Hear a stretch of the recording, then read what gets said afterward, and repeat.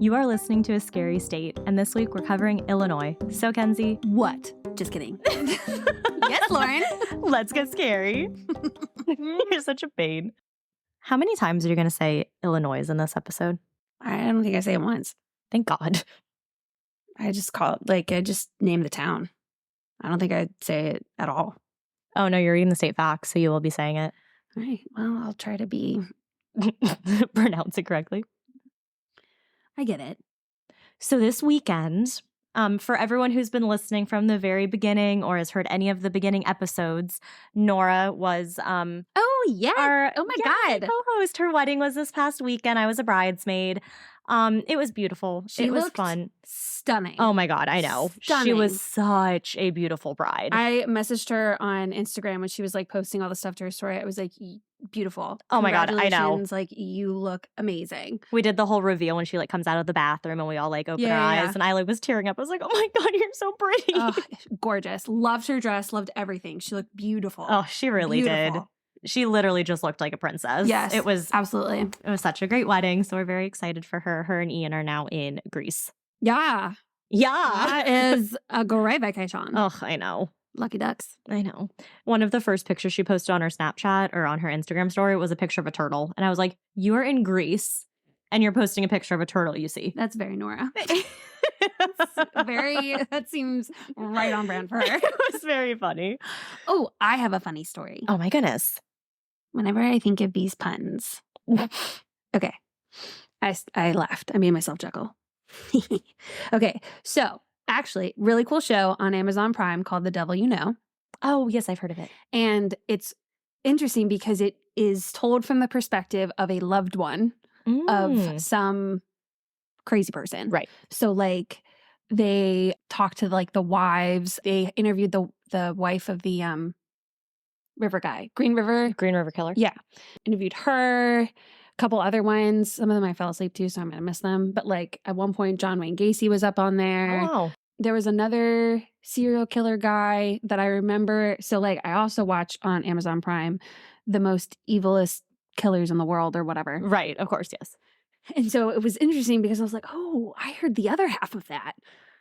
Oh, fun. And so it was one, I forget what his name is. And I had heard about him.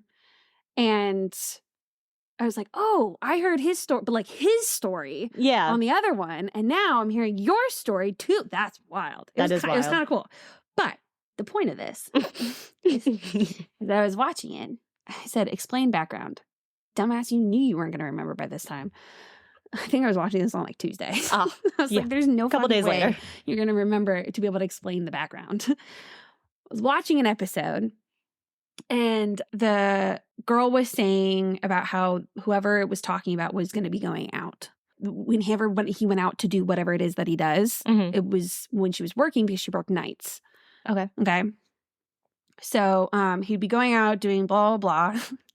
And then it said, while she worked nights at the convenience store. And without missing a beat, I said, how convenient. I started cracking up. I was like, I got to write this down because I got to tell somebody because nobody was here. The longest build up to the button. I did this. I was like, oh, man, that was good. No one's here. no one heard this, so I got to tell you guys. I can totally see you Snapchatting it and doing that and then putting it at yourself and being like, that's convenient, huh? Mm-hmm. I didn't even do that. I know. I was listening to it. I was like, huh, how convenient. And then I started cracking up. And then I was like, damn, my audience isn't here. No. Did I tell you about the seesaw one? No. Oh. So when I was in Virginia Beach, we were driving around. I guess we passed a sign that, when it is advertising a playground or children, it has the seesaw. Uh-huh. And Ben goes, when have you ever seen a seesaw? And I was like, probably when they made that sign, there was a lot more frequent seesawing and kids on seesaws. That's what you kind of quickly associate with, or maybe that was the only playground equipment that they could do from a side view. Okay. And so we keep driving. We pass playground and I look and I was like, oh yeah, there's no seesaw. And he goes, see? I go, no, but I saw.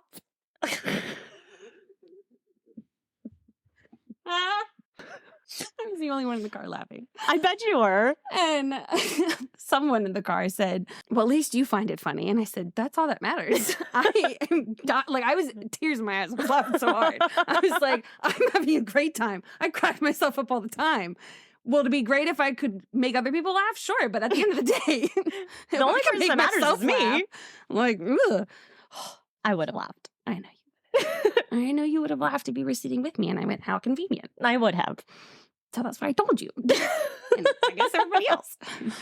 You're welcome. Yeah. All right, you want to hear my creepy story? Mm. I texted Mackenzie last night and I was like, oh my God, girl. Okay, so I have a creepy story. Okay. So let's preface this by, you know, the other week I told you how my random red string lights turned on. Right. And it really took a lot of force to turn them off. Yes. Same with my little skeleton lights that we have on the table. Yes. It takes force to turn those on and off. Yes. So yesterday we had our whole hoopla of everything that was going on. I came home to drop off my car and get back in the car with my mom, and Joe was taking Roy out. Mm-hmm. Whenever I take Roy out, I lock the door. Mm-hmm. Without fail. When he takes Roy out with me, he locks the door with me. Mm-hmm. Well, I guess yesterday he was in such a hurry to get downstairs so that he could see me before I jumped in the car with mom that he forgot to lock the door. Mm-hmm. So he takes Roy out, he comes back up, and our door is slightly ajar. Ooh. So Joe's like, well, fuck. So he checks throughout the whole house. No one's here. Everything's fine. So I get back. It's like 8:30 at night. I go to wash my face in that bathroom. Mm-hmm. On that door, there was like a brown smear of something. And I was like, ew. So I like smelled it. It smelled like dirt. Okay. So I was like, okay. So I took a video of it. I sent it to Joe because he was upstairs. And I was like, what is this? And I got a Clorox wipe. I wiped it off. He's like, I don't know. So when he checked the house, he did check the bathroom, but it's not like he had dirt on his hand or dirt on his body. Right. So we don't know how this random brown smear is now in the house on this door that only we're in. So, of course, I freak out and I tell Joe, I need you to just go check upstairs again. So he checks in our crawl space. He doesn't see anything. And he's freaking out thinking that maybe someone came in the house when he was taking Roy out and then like left. Yeah. So we have our blink cameras and we called the guy and we're like, is there any way you can look? Like, I know we didn't have it set on motion detector because we were home. So we turned the motion detector part off when we're home. Right. And he was like, oh, well, you didn't have the motion detector on. So I can't see what it recorded because Right. you didn't have it on. Right. And I'm like, yeah, I mean, like, obviously, because we were home. Mm-hmm. Well, Joe was home. But yeah, so the whole night, I'm just like, I don't like this. So not last night, the night before, I woke up at 2 a.m. because I always do. And I like went to the bathroom and I got back into bed. And right as I'm about to fall asleep, I hear this like really weird noise. I can't even remember what the noise was because it was so late at night. And I like froze and I stopped like breathing and I tried to listen. I couldn't hear anything else. And I was like, okay. So right as I curl up into bed again, I hear it again. But it's like a different noise this time, but still a very weird noise. And so I was like exhausted, so I fell asleep. But yeah, I don't know what's going on. I don't like it. Yeah. That part, the door part is weird because it's at a place where Roy could not reach. Like it's not, it's not Roy level. Yeah. I was not home. Was it a big smear? It was like a couple inches, like maybe like this big. I mean, obviously noticeable if you like stopped Right. and were like, what is this? Right. And Joe was like, well, maybe it was there in the morning. You just didn't notice it. I said, no. No. I noticed it the moment I went Right. into the bathroom today or Right. yesterday. And it's not like you were thinking about it. Right. Right. So this is what you get for telling that Spider-Man story because now you know. fucking have one in your house. Stop. I keep thinking about it. Well, I've been thinking of this for like 2 years. And then Joe was like, what are you going to do when we're living in a house? And I was like, I don't know. And he like showed me. So Joe and I are moving. So we've been looking at houses. One of the ones he showed me, I had seen it on one of the websites and I was like, it's kind of creepy. And Joe was like, oh, look at this house. Like, it's so big. It's affordable. And I was like, that's the creepy one. And so I was like, I don't want to live there. Oh, no. Oh, I don't know what we're doing. Yeah.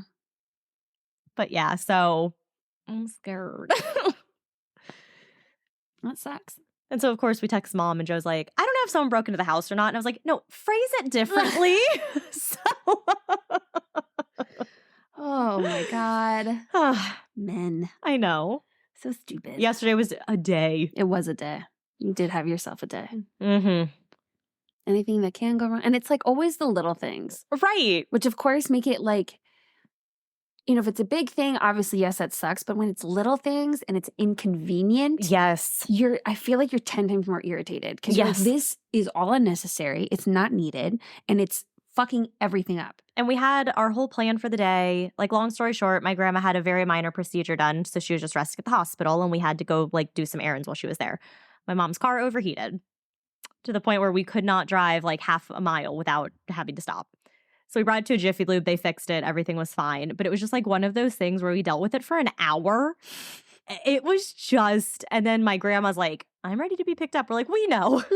We're trying. We're coming. We promise. Ugh. Man. Had ourselves a time. Had ourselves a time in our scary house. Well, it's fitting. We talk about scary shit, so. Well, do you want to dive into Illinois? Sure. Also, did we already go over this? Your nails match your water bottle perfectly. No, we didn't go over that. Look at that. It does. Wow. Wow. Look at that. All right. Illinois. During the Paleozoic and the late Mesozoic era, Illinois was technically under the sea. Under Actually, the sea. Most of us were. Yeah. Because there are like shells and stuff that they found in the Appalachian Mountains, which means that also at one point was underwater. Which is so cool. Mm-hmm. Illinois was the first state to ban the slave trade. Good. Yeah. Yes. Very good. They dye the Chicago River green for St. Patrick's Day. This is also one of the few rivers in the world that flows backwards. Yeah. I think I knew that. It's like one of those facts that like you know, but you don't know. You know what I mean? Yeah. I don't know why. I just know that it is. You know? I know. Yeah. Morton has been dubbed the pumpkin capital of the world. Love it. The world's first successful open heart surgery was performed in 1893 by Dr. Daniel Hale Williams in Providence Hospital. It took the patient 51 days to recover from the wound. Jeez. Which, I don't know, for open heart surgery in the 1800s, that's pretty impressive. When my grandma said she got the stent in her heart, and I was picturing like this whole time, I'm like, oh my God, it's going to be open heart surgery. They're going to be like reaching in there. No, they go through your wrist. Mm-hmm. Isn't that wild? Yeah, I mean, well, remember Juliana's stuff, like a lot of it was through her nose. I know, but the nose to the brain makes so much more sense to me than the wrist to the heart. Yeah, but when you hear brain surgery, you don't think about someone going through your nose. You think about someone cutting your head open. Yeah, it was just so weird because they're like, oh yeah, we're going through the wrist. And I was like, oh. I was like, so it's not open? And they go, no. And they're like, she'll be released today. I was like, oh. I had no idea. That's why you're not a doctor. Good thing. That's why you are not performing the surgery. Because you want to cut her open. Like, all right, let's get this ready. Scalpel. What? No. We don't need that tool. Oh, that was wild. My mom used to get so up in arms every time she would hear George Bush say nuclear. Why? How do you say it? I guess how he says it is nuclear. I don't know. Oh, like nuclear? Something like that. She would just get very annoyed. And I was like, I don't get the difference. Illinois has more nuclear... Crap.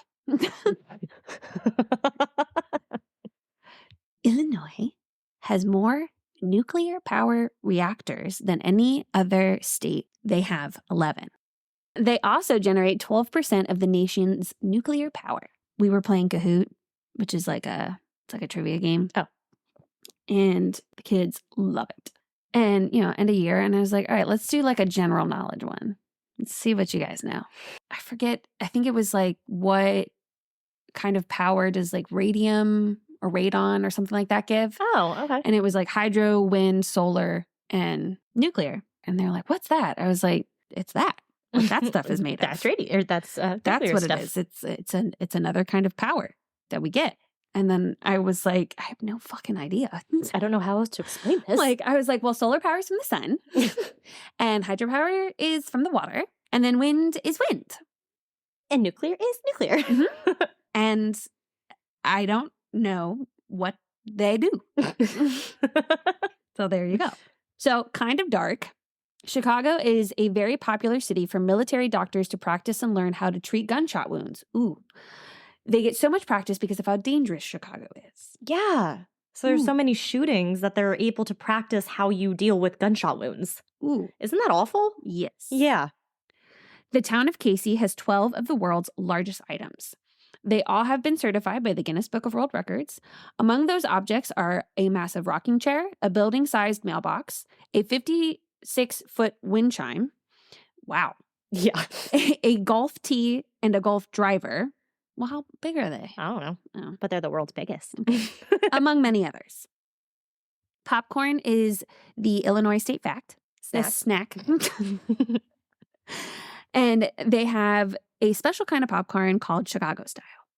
It is a mixture of cheese and caramel covered popcorn. No, Yeah, I don't think that thank you. think that would be good. No, thank you. What my dad loved was he would have those rice cakes. Mm-hmm. They would be the cheddar flavored rice cakes, but he would put peanut butter on them. Mm-mm. And he had it one day and I was like picturing the caramel one and I was like really excited. I took a bite. I was like, ugh. The reason I said fact is because as I read these, I'm like thinking to myself, like, okay, which of these is what I want to include on like my posts? Oh, yeah. And so I was thinking fact, which is why I said that instead of snack. Oh. The first McDonald's was in Des Plaines. I think it's Des Plaines. So now they want to pronounce the because S. there's Des Moines and then there's Des Plaines. Like Des Moines is spelled like DES. yes. You have to pick one. I We're know. either saying the S's or we're not. Right. So yeah, I think this one is Des Plaines. Okay. Well, anyway, it opened in 1955. The world's first skyscraper? It was either the world's first or the world's largest at the time. It Okay. might have been one of those. Well, one of those. It was either large or it was first. We don't know. It was built in Chicago in 1885. Twinkies were invented in Chicago in 1930. Wow, Chicago. It's like Everything. there is no other. I honestly, Chicago is one of those cities that I'm like, it's a major city. But then when you tell me what state it's in, Yeah, I'm like, it's not there. that's not there. Nope. That doesn't make sense. Exactly how I feel about it. Spray paint, zippers, red Solo cups, and brownies were also invented in Illinois. Walt Disney and Michelle Obama were born in Chicago, and Betty White is from Illinois. R.I.P. to a I know. legend. Oh, she was great. So, Lauren, Yes, what Kenzie? you talking about? Will you? All right, so we haven't covered cryptids on here in a while. So I decided, well, why not for Illinois? So I have two big ones I'm going to cover and then a few honorable mentions at the end. Love it. First, I'm going to cover the beast that disturbed the town of Enfield, Illinois in 1973. Okay. Enfield is a small little town in Illinois, and in 1973, it had just about 800 residents. Since the sightings and today, Enfield has a population of only 600.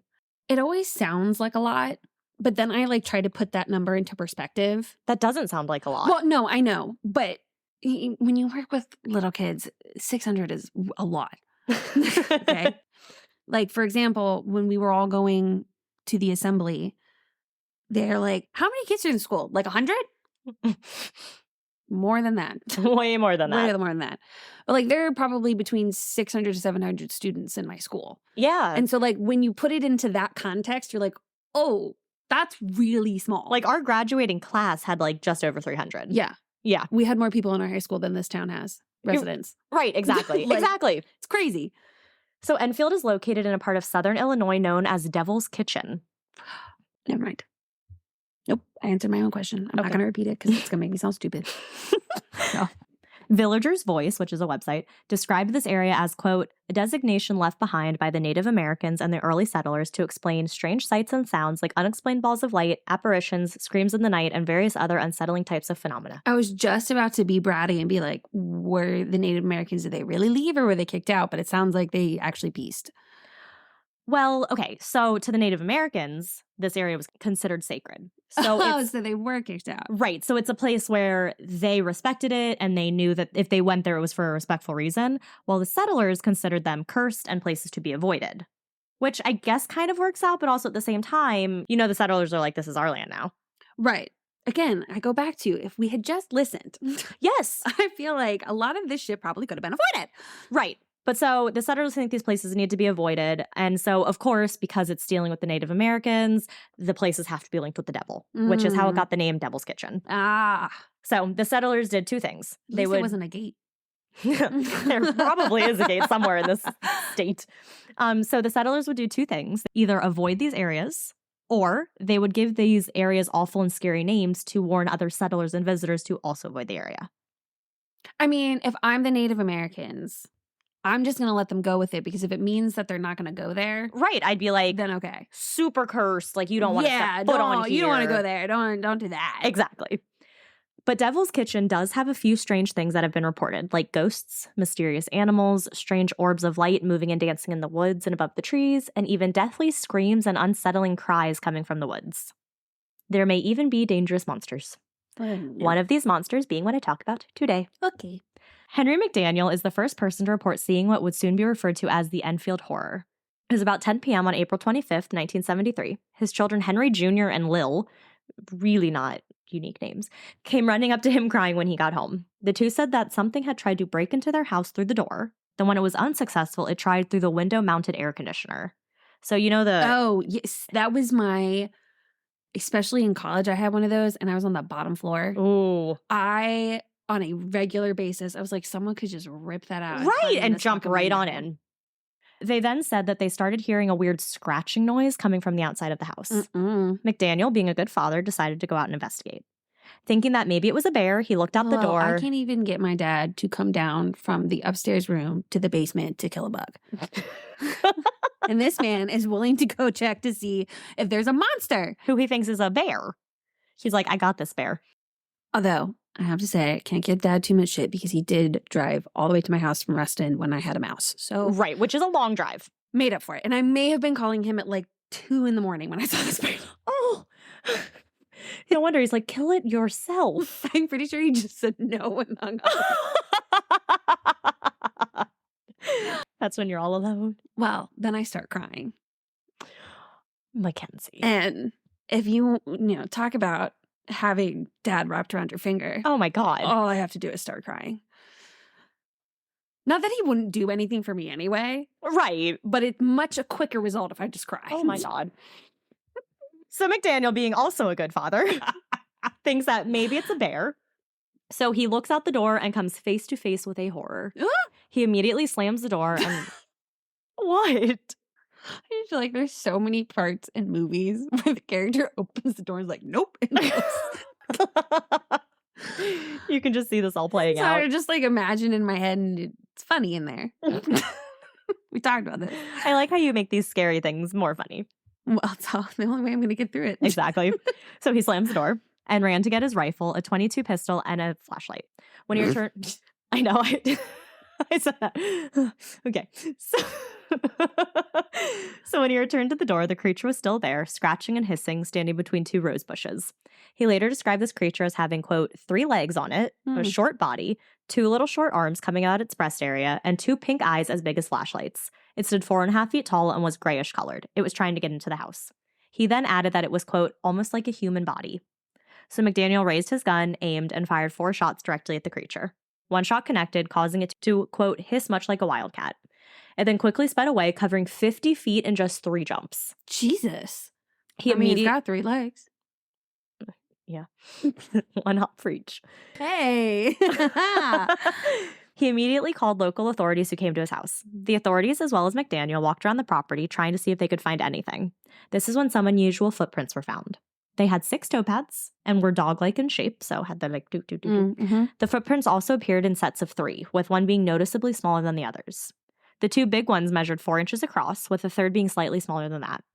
Authorities also did find odd scratch marks on the outside of the house, which corroborates what McDaniel's children said. He told authorities that he believed the creature hailed from outer space, saying, quote, if they do find it, they will find more than one, and they won't be from this planet, I can tell you that. Though this claim may sound outlandish, the police claim that they determined McDaniel to be rational and sober during his entire reporting. They had no reason to think he had been on anything while he was telling about his encounter. So they're like, this is legit what happened. Right. Those police and investigators wanted to see if maybe anyone else had seen this creature or could offer any more information on it, so they started looking around and questioning other neighbors. This is when they were told that a neighbor boy had an encounter and actually had one before McDaniel did. Oh. That boy was 10-year-old Greg Garrett. Ugh. Whenever there's kids, I just think about like how I grew up to be as anxious as I did. And I'm like, I can only imagine how much worse it would have been if these like insanely traumatic things happened. Like I saw a cryptid. So damn. So he said that on April 25th, 1973, the same day as McDaniel, he was playing outside when he encountered this creature, 30 minutes before McDaniel did, which would mean that he was playing outside at about 9:30 p.m., which seems kind of strange and late by yourself. What time? What month?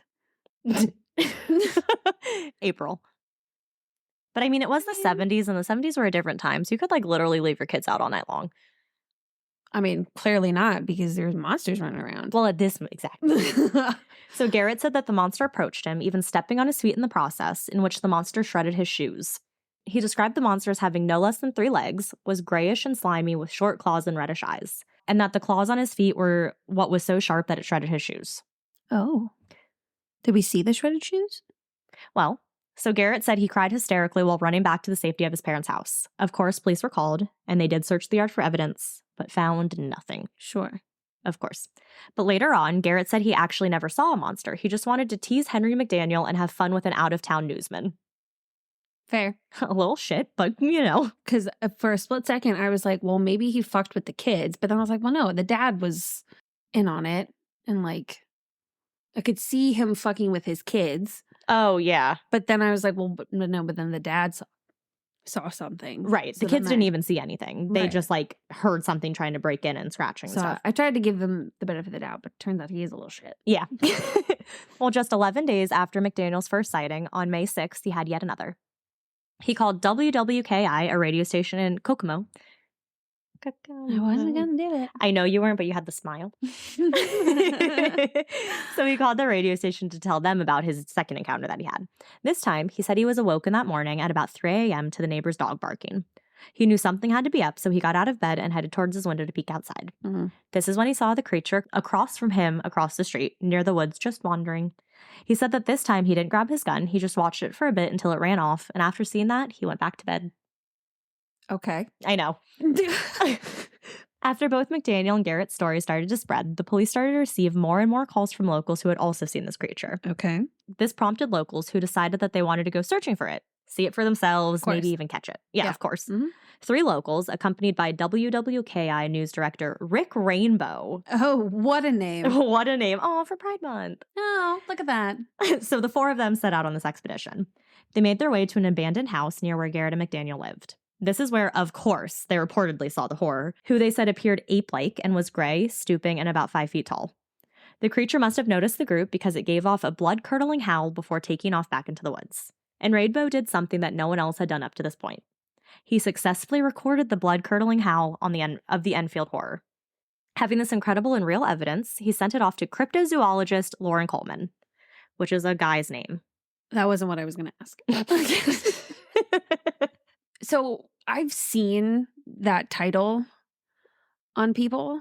Like Cryptozoologist? Yeah. Mhm. Like on documentaries and shit. Yeah. Are they like, did they do like animals? Like zoology and that? And then like, this is like. I think this is like their thing. And it's legitimate? Yeah. Apparently. I mean, I would love to be a cryptozoologist. I mean, sure. But like, given the fact that this field is widely, you either believe it or you don't. Right. That's why I'm, anyway. I don't know, but this guy, Lauren Coleman, he's known for a number of cryptid and cryptozoology books that he has written and different expeditions he's gone on in search of these mysterious animals. Lauren's not that odd of a name for a guy because the guy who made SNL is named Lauren. Oh, interesting. I forget his last name. Well, yeah, it's spelled Loren. That's the guy's name. Yeah, that's how your name should be spelled. AU doesn't make sense. AU makes the aw sound. Lauren. No, this girl we went to high school with, she was like, my name's Lauren. Did she really? Mm-hmm. If you said Lauren, she goes, no, it's Lauren. Mm. So you had to call her Lauren. Yeah. Okay, so. So after hearing the recording that Rainbow sent him, Coleman made his way to Enfield, more specifically Henry McDaniel's house. He met with McDaniel and the other men, heard their stories, and started to look around the area to see if there was any physical evidence left behind by this creature. While at the McDaniel house, looking around, he heard what he described as, quote, strange screeching banshee-like sounds. So this sound that he actually heard, along with the scratched-up sighting of McDaniel's house and the audio clip he had been sent, led Coleman to believe that this creature may actually exist. He told the press afterwards, quote, I traveled to Enfield, interviewed the witnesses, looked at the siding of the house the Enfield monster had damaged, heard some strange screeching banshee-like sounds, and walked away bewildered. Okay. The story about Coleman and Rainbow and more sightings continued to spread around the town. People were perplexed and fascinated. Everyone wanted to catch a glimpse of this thing, and everyone wanted to have a sighting to talk about. On May 8th, feel included. On May 8th, 5 men decided that they too wanted to go hunting and searching for this beast. On their little quest, the men claimed that they spotted something gray running through the bush and away from them. 2 of the hunters, Elmwood, Indiana residents Mike Mogul and Roger Tappy, both swore that they saw a gray monkey move through the underbrush. The only difference about their monster was that it was hairy as well. So the other monster wasn't described as hairy. They're describing this one as hairy. You can't go changing shit up now. So the men shot at the monster and actually hit it, but they soon realized that their bullets didn't have any effect on the beast. It didn't go down, and it was still able to run away at excessive speeds. But while the men were out hunting, the local police received a call to go. Didn't even see any blood? I don't know if they looked. It didn't say anything in any of the reports that they That would have been my first. Right. Does it bleed? What color does it bleed? Let's collect some. If it's not obviously affected by bullets, like that's a big deal. And so it's like, okay, but did it at least cause, like you'd have a couple drops of blood? Yeah, it didn't say anything about blood. That's a very good question. Thank you. So while the men were out hunting, the local police received a phone call to go investigate reports of gunfire in the woods. The police roll up on the men, who tried to say that they were out on a, quote, monster hunting expedition. Oh, lordy. And hadn't been shooting anything. They just had their guns with them for protection. Mm-hmm. The White County Sheriff, Roy Rochard Jr., said that the men were out, quote, just drinking and raising hell. And he only started to mention the monster hunt during the questioning. So they were, asking him about it, and that's when they mentioned the monster hunt. The men were quickly charged by local police with threatening public safety and with many hunting violations. Stupid. I know. The amount of people in the woods and this, along with many other expedition groups, soon got to be too much, and eventually got to the point where Sheriff Rochard told McDaniel that he would be arrested if he didn't stop inciting panic by spreading the tales of his terrifying encounter. Oh. Tales that he was constantly being asked about, and tales that people continue to want to hear. One article, though, said that he actually was arrested, and he was the first and only person to be arrested during the whole Enfield Horror thing. Yeah. But that was only one article. Okay. So other articles mentioned that he was threatened with arrest, but never actually arrested. Okay. So there's no way to know. More and more reports kept coming in, and incidences and encounters were being reported in the press all throughout the state. One of the big reporting days for some reason was April 27th, 1973. All these newspapers reported stuff on that day. Okay. Articles were being posted about incidents in the Chicago Daily News, the Moline Dispatch, Campaign Urbana Courier, and the Alton Telegraph. On May 7th, an interview aired on radio station WGN Chicago. In August, articles appeared in the Carmi Times and in Pennsylvania's Reading Eagle, literally all over the state and even into surrounding states. After the incident that occurred with the 5 hunters, who were all from out of town, residents in Enfield started to worry for their safety and for further monster hunters coming into their woods from out of town. Hunters who might actually shoot livestock or even accidentally shoot citizens. Ooh. But soon enough, after 1973, any reports of seeing this monster tapered off and soon stopped altogether. There was a sighting that was reported in 2000, but I couldn't find anything further about that one. Mm-hmm. So, of course, we have explanations about what this creature could possibly be. Naturally. Because people would rather come up with some wild explanation for what it could be rather than believing that a monster lives among them. So our first explanation was that this monster was some kind of animal. Okay. One says that this monster is nothing other than a kangaroo. In Illinois. This would make sense with the speed and appearance of 3 legs, one of those legs potentially being the tail. The tail. One man even said that he did conveniently lose his pet kangaroo Macy a year ago. She had either been stolen or lost. Yep. But McDaniel was adamant that the creature he saw wasn't a kangaroo. He further backed this by saying that he owned a kangaroo while he was stationed in Australia while he was in the military. So he knew what he was seeing wasn't a kangaroo. I mean, his is a little bit more plausible than I lost my kangaroo. So, at least he was fucking in Australia. Right, and just conveniently had a pet kangaroo. And I might sound stupid saying this, but I'm pretty sure kangaroos are only native to Australia. I think so. But they obviously come to other places. Yeah, because we've brought them there. Right. No, yeah. Yeah. I mean, so it's not out of the realm of possibility that there's a kangaroo. No. Definitely could have come from a zoo or something. But I feel like when it's something like that, you gotta provide that. Yeah. That extra, I lost my kangaroo from my zoo. Right, not just I lost my kangaroo. As if it's the most casual thing, I lost my dog or I lost my cat. I literally wrote in here, I was it had been lost or stolen. Casual. Some say that maybe this animal is just a wild ape, a bear, a wildcat, or even just a large dog. United Press International quoted an anthropology student who said that it may very well be an ape, as they had been reported in the Mississippi area since 1941. We're not in Mississippi. We're in Illinois. We are far from Mississippi. We were looking at our map. We are at least 2 states away. At least. And like those are 2 big states. Yeah. So I don't know why we're bringing up something from Mississippi. Others say that the Enfield Horror is an alien, a failed genetic experiment, or even a demon. Oddly enough, this part of Illinois had been experiencing a lot of UFO activity. Some even a lot of states say that. I mean, because aliens are real, so Right. every place is seeing it. Some even linked the horror to the FBO activity that had been reported in the area at the time. The FBO? The UFO. Some So- even linked the horror of the UFO activity. You said FBO. Oh. The horror of the UFO activity that was being reported in the area at the time. Because if we go back to what McDaniel had said about it being from outer space, that sort of holds up. But And there, I'm even willing to go with that. Like when you try to give it some sort of logic thing, I'm Right. like, no. If we're going to just throw out aliens, I'm like, if it's going to be anything, it's going to have to be something weird. Like we can't just, you try to throw logic at it and to make it sound like, well, it couldn't possibly be anything. But, or it could have just been a fucking creature from outer space. right. Or there are creatures in this world that we just haven't discovered yet. Have you seen the ocean? Right. You're Oh my going to tell me God. those things are an alien? Yeah. I saw this great tweet once and it like showed some sort of creature from the depths of the ocean. Yeah. And I think they said something about like, have we not checked the ocean for aliens? Like, I mean, so true. yeah. We know more about space than we do our own ocean. Sorry. Which I hate, which also doesn't make sense because if space is infinite, Yeah, but we have, I guess, the technology because you like with telescopes and everything, we do have like the observable universe. so are we going to say the observable universe? Right. Okay. And so, but we also have this understanding of how vast it is. Right. And we haven't exactly been to those things ourselves, but we've been able to send other things there versus like the oceans, we've only explored like 5%. It's And it's on our fucking planet. It's wild. So,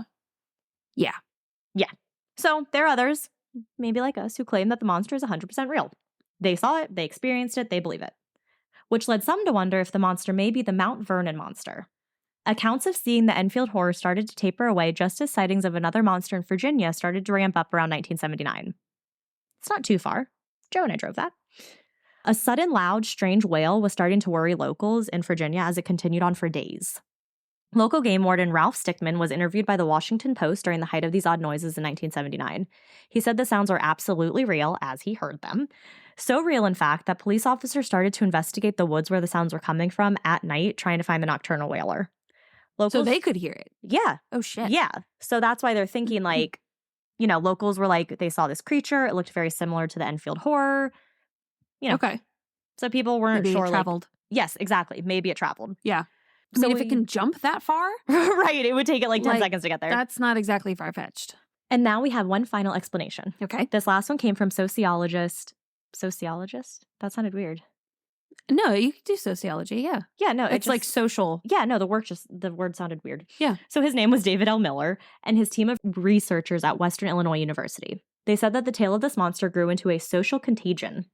So a social contagion is when people become convinced that they saw or heard something that they actually didn't, all because they believe in the creature's existence. Isn't that like the same thing like that happens like with suicides when there starts to be like an uptick in it? I don't know. They talked about it on Criminal Minds. I don't know if it's like legit, but I thought that there was like this thing that happens when big events like this start to occur, whatever kind of hysteria they go through. I mean, yeah, it makes sense. But I can't remember what it's called, and it might just be all bullshit because it came from a TV show. Or it could be collective behavior, Yeah, maybe something like that. which Wikipedia defines as, quote, where a group or crowd can be affected by the spread of group emotions, such as panics, hysteria, collective visions, and extreme instances of suggestibility. See? Yeah, that. Yeah. There you go. So yeah, there's that. Cool. So according to the study, quote, in this area of Southern Illinois, it is not unreasonable to assume Mr. M, McDaniel, or the news radio team had actually seen an animal. People we interviewed framed the recent events in these terms. Their accounts admitted the possibility that large dogs, calves, bears, deer, or wildcats have been sighted. Some frames suggested that an exotic animal, such as an ape or a kangaroo, was the catalyst for the monster reports. Finally, some people tactfully suggested that Mr. M had a notoriously overactive imagination and had probably been shooting at shadows. In any event, we interviewed only one person who agreed with Mr. M's claims that he had indeed seen, quote, a monster from outer space. So what do you think? Do you think we have a monster on our hands or just something else we can't explain? It's hard to say. It is hard to say. It is hard to say. I think it's possible. I definitely think it's possible. Because think about it, okay? Monkeys, let's say.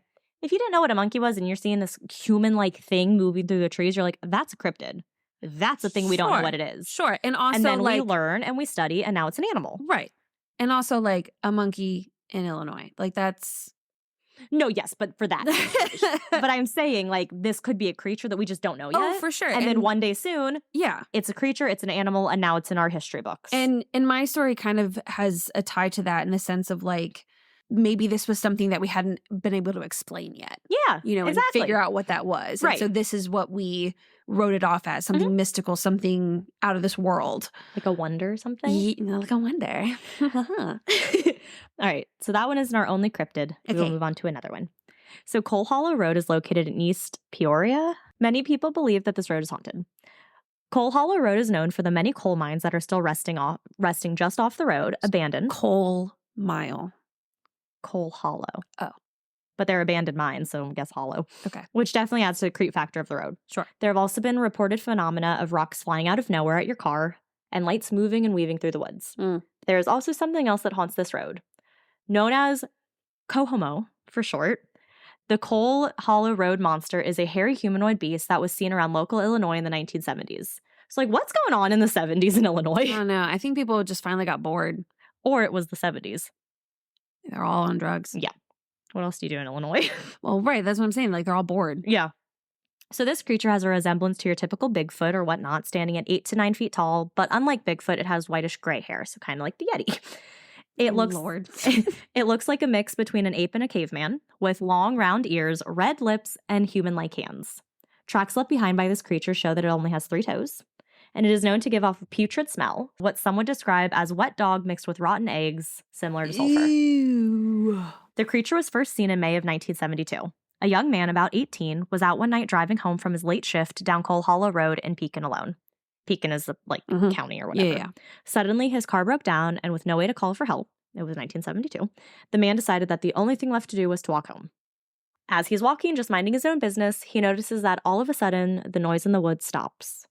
No crickets are chirping, no birds are making any noises, the woods are silent. Everything silent. Looking up, the man spots a creature. It was a huge, hairy, white creature standing at least 12 feet tall.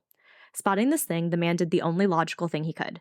He booked it. Yeah. He made it home in record time, flew into the house, threw the door closed behind him, and locked it. The next day, he told his friends about this wild thing he saw in the woods. One of those friends being 18-year-old Randall Emmert. I saw a picture of Randall in the newspaper. He looks 12. I was like, you look like a baby. Well, Randall Emmert and their other friends weren't the nicest, or maybe they were, but they joked around with our main guy, let's call him G for Guy, and decided that they wanted to prank their friend who claimed to see the beast. So the next night, Emmert and the others all told G that they too had seen a Yeti-like creature. But of course, G didn't believe them. But Emmert and his friends weren't to be ruffled, so they stuck to their plan and decided to formulate another plan. They stuck to their story and decided to formulate a plan. The words are close to each other. So they tried to convince G to go. Shut up. They stuck to their plan. They stuck to their story and decided to formulate a plan. Got it. So they decided to convince G to go into the woods with them, where one of the friends would be hiding, dressed in a big white sheet, who would then jump out and try to scare them. But G wasn't convinced to go into the woods. So instead, that night, they just hung out, sitting around listening to the radio. What? What else do you do in the 70s? Yeah. They were listening to a show where people call in and talk to the DJ about all sorts of things. So, it's your typical talk show. Well, Emmert, still going on with this joke, decided that he would call in and tell the DJ about the big hairy monster that he and his friends had supposedly seen. Oh, Lord. Emmert told the DJ that he and his friends had heard the monster make a loud shrieking noise. He said, quote, "It lets out a loud screech, like an old steam engine whistle, only more human-y." Emmert went on to say that he and his friends believed that the monster lived in a lair underneath a local abandoned house. Well, tons of people listened to this radio show. Oh my God. And this sent the town into a buzz with this new monster tale. It also launched a massive monster search. People were flooding to the woods searching for this white hairy monster. The East Peoria police received more than 200 calls of sightings on May 25th. The calls ranged from people seeing the creature walking through the woods, by riverbanks, through yards. One caller even said that he saw the creature destroying their fence. But it was clear that they were all terrified. Then Police Chief James Donahue, though skeptical of all the reports, still documented them anyways. Randall Emmert's story had clearly gotten out. He was contacted by a reporter and photographer who wanted to ask him more questions, hear about the sighting, see the location where he saw the monster. So he led them to the woods and was able to show them proof of the monster. A footprint. In July of that year, a monster hunt took place with over 100 people entering the woods looking for the Coal Hollow monster. Oh my God. The search was in full force, but around only 7:45 p.m. it was called off when a volunteer, Carl H. Harris, shot himself in the foot with his .22 caliber pistol. LOL. That incident made it into the newspaper. Oh my God. How embarrassing. I love it. You're going to shoot yourself in the foot. Yeah. So the creature still hadn't been found. But the sightings were still coming in. On July 25th, Creve Coeur authorities, so someplace, were called after a man reported that he saw a large, hairy, man-like creature swimming in the Illinois River. You know, if my dad went to some of these places shirtless, people would be like, freaking cryptid. Right. Just the next... And at this point, everything's white, so he would be a Yeti. Maybe it was your dad? Just the next day, in the evening of July 26th, a very frantic call came into the Tazewell County Sheriff's Department. It was from a man living in Eureka who had been at a family... I was waiting for you to say something. That's why I read it really fast. You didn't even give me a minute. I know. I was like, bulldoze through the sentence. Okay, go ahead. So he had been at a family birthday party at Fond du Lac Park in East Peoria. He said, well, he was in Eureka. He was from Eureka. Oh. He was living in Eureka. The party was at this park. Mm. Mackenzie, keep it together. Okay.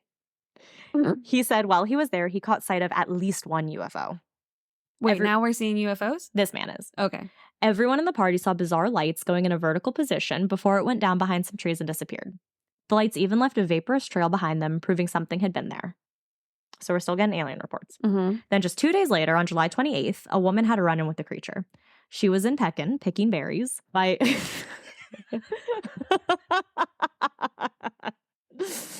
Pekin, not really sure how to pronounce this place.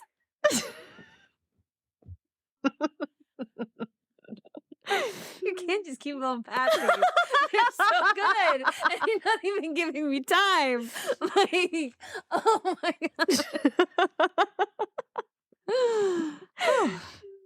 So she's picking berries by an old mine when she saw the monster. She was so terrified that she fled the location as quickly as possible. So fast that she actually left her purse behind. She had to go pick it up in. I'm peeking. Pick it up while picking peppers and peeking. Mm-hmm. So, that same night, 2 more witnesses, who were also known to be credible witnesses, called the police and gave them another description of the monster after having seen it themselves. They said it was furry, stood about 10 feet tall, had long U-shaped ears, and a mouth full of sharp teeth surrounded by very red lips. I just keep picturing, like, red lipstick on this beast. Or, like, really chapped lips. Like, you know when you get that, like, outer ring?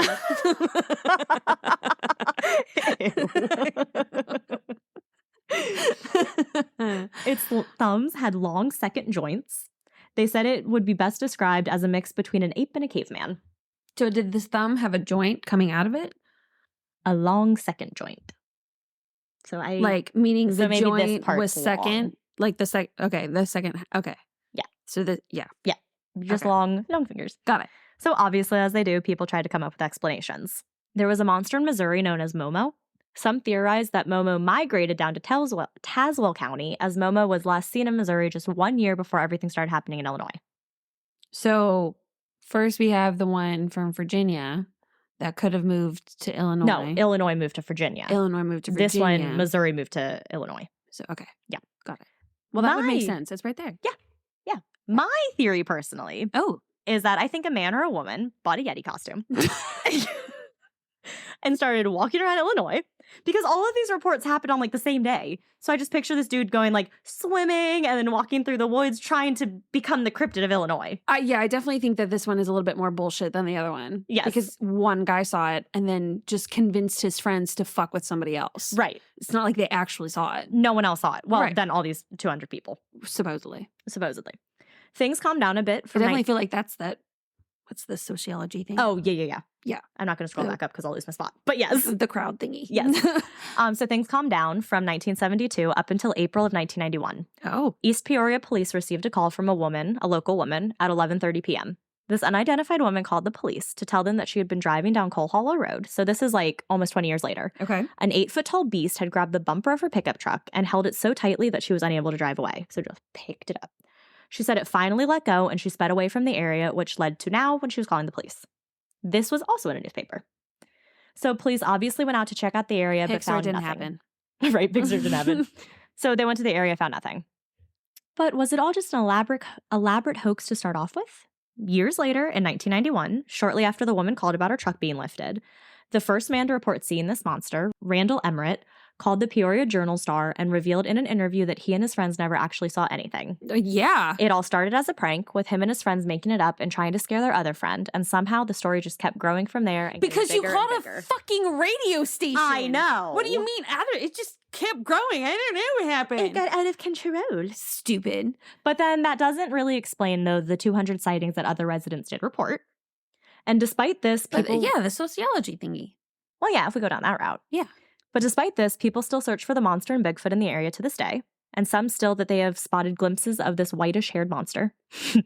Where did you come from? Where did you go? Where did you come from? Cohomo. I fucking hate you. What the fuck is she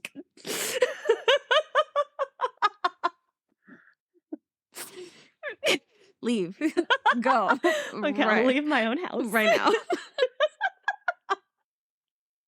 You had Eureka. You had a person in Pekin picking berries, and that, you go with that?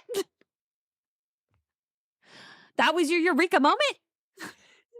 My sides hurt. Okay. So there are a few other Illinois cryptids who, though they don't have as intense or extensive stories, still deserve a special mention. Let's do it. So we have the Piasa bird. This was more a dragon rather than a bird. Ooh, nice. It had red glowing eyes, a menacing beard. One day I want it to have like green eyes or blue eyes. Beautiful. Why is blue it always eyes. going to be red? Yeah. Menacing red eyes. Mm-hmm. Oh no, sorry. Its beard was menacing. Oh. Yeah.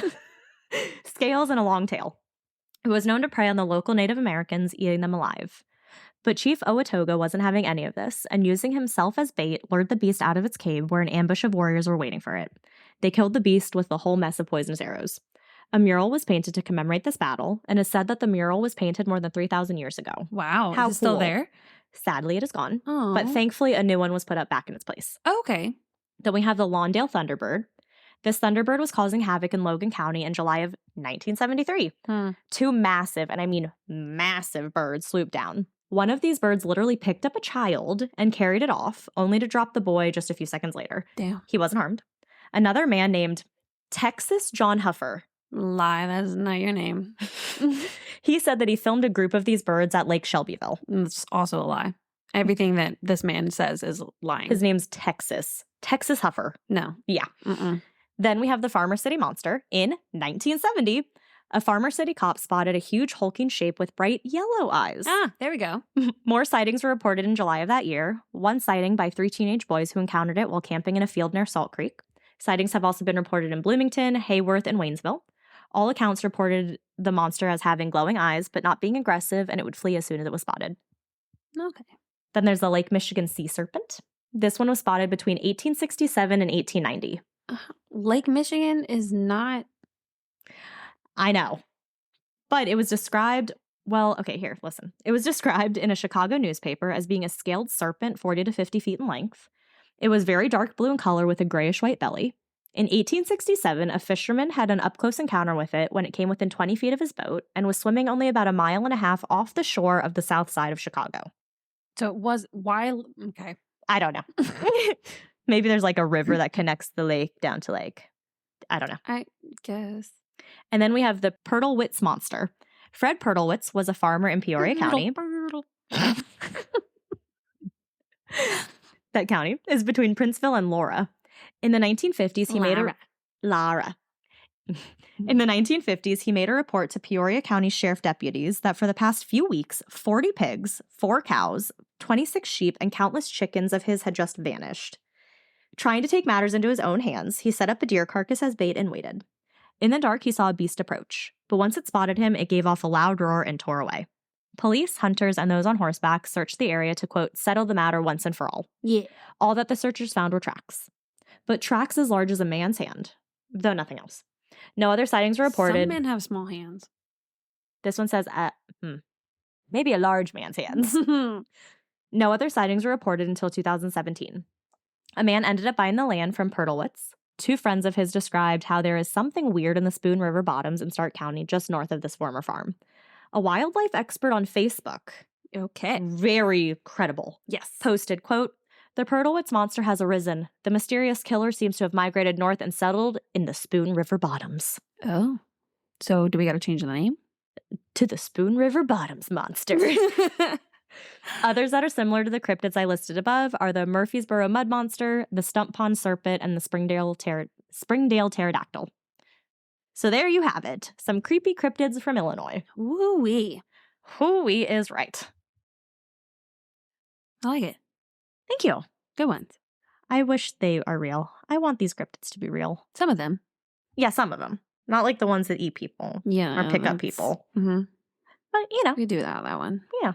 I feel like every single state has a Bigfoot-like creature. Yes. And this was also not even their Bigfoot-like creature. Yeah. They have another creature, like 2 other ones that are more Bigfoot-like than this one was. Yep. And I was like, dang. Every state has a Springfield and a Bigfoot. Yep. And a gate to hell. Yeah. Which we have learned. Oh my gosh. Joe and I were watching Supernatural. We restarted the episode. Right. And in the very first one, they talk about places that they've investigated. Okay. And they were talking about, the gates of hell, which is what I covered in New Jersey. Aren't they all called the gates of hell? Yeah, but those are the tunnels. Oh. The tunnels of hell, maybe. But whichever one I covered that was in New Jersey, Okay. that's the one they were talking about because they brought up the town in New Jersey, which name escapes me. Got it. But I was like, oh, I covered that. And Joe's like, you should see how many things they cover. And then I was like, okay. So they did a Wendigo. Ooh. And then they did other things that I don't want to say because they draw them to you. But I was like, I covered that. Oh, I covered that. I was like, they should have just listened to my podcast. Stupid. Stupid. All right, Mackenzie. What do you have today? Okay. So I'm kind of excited about this one. I have the story of the Watseka Wonder. Ooh. Mm-hmm. So this case that I bring you today is a little bit of everything from the spirit world. We have some possessions, we got some spiritualism, some spirits, haunted house. Dang, you're just bringing it all. Oh, yeah. At the end, you will have to decide for yourself what you believe to be true. Okay. So, like I said, there's a lot of skepticism. As there always is. So, first we have to go back in time to the 1800s when spiritualism was kind of really starting to take off. Mm-hmm. And this was more of like the Christian side of things where they thought it was like angels and God and things like that. And like, of course, we can be connected to the spirit world. Right. I don't know if from that or like in relation to that, we also have like the mediums, the psychics, all that kind of good stuff. Possessions. All that good stuff. Uh-huh. So, supposedly, every video I watched said that this was the first documented possession in the United States. Oh, no. Okay. So, Mary Roff was born on October 8th, 1846, to Asa and Ann Roff. The family moved around in the first years of her life, but ended up in the city of Watseka by 1859. I think I'd like to live in Watseka. Where are you from? Watseka. Watseka. In the spring of 1847, Mary was about 6 months old when she became sick and had a fit. This fit lasted several hours, and afterwards she was lying for days in bed, and her family did not have much hope that she would recover. However, a few weeks later, she had entirely recovered. A few weeks after that, she had another fit. And according to witness accounts, the pupils of her eyes were dilated, muscles slightly twitching, and it only lasted a few minutes. From this moment on, she would have fits or spells like these ones, and they occurred every few weeks and would increase in intensity and violence. By the time she was 10 years old, she was having these fits anywhere from 1 to 5 times in a period of 3 to 4 days. Oh my gosh. When her fits were done, she would be a happy, healthy girl before her next period of fits. Usually, though, during these times in between, she seemed sad and despondent. She would sing and play very solemn music. She was a very bright girl and considered advanced for her age and even learned music. And her favorite song to sing was We Are Coming, Sister Mary. That sounds kind of creepy. Mm-hmm. By the time she was 15, the violence of her fits had continued to increase. Her parents had a myriad of doctors and specialists examining her and had kept her in water treatment for 18 months, but nothing was helping Mary. And water treatment, or hydrotherapy, is a form of therapy that has been around for centuries. It usually entailed patients being fully immersed in water, having certain body parts in whirlpools. That just makes me sound cold. It's progressed over the years. Yeah. And now, water aerobics is considered hydrotherapy. Yeah. Yeah. Now it's good. Right. Used to not be so good. Not so good. But this didn't sound, I don't know, it was interesting because I was like, I know this wasn't good, but when I was looking it up on Wikipedia, I was like trying to figure out more of why was this not considered good? Well, because sometimes, at least from my knowledge of American Horror Story, when they're asylum, they're in these bathtubs and the water is either really, really hot or really, really cold. The hot, I wouldn't mind too much. Yeah. The really cold, wouldn't be a fan of. But so they would be submerged in and they'd have this cloth over it so only their heads out and they'd be in there for hours. Yeah. Which is not good for you. No. But during this time, this is the gist of what it was and the type of therapy that Mary was subjected to.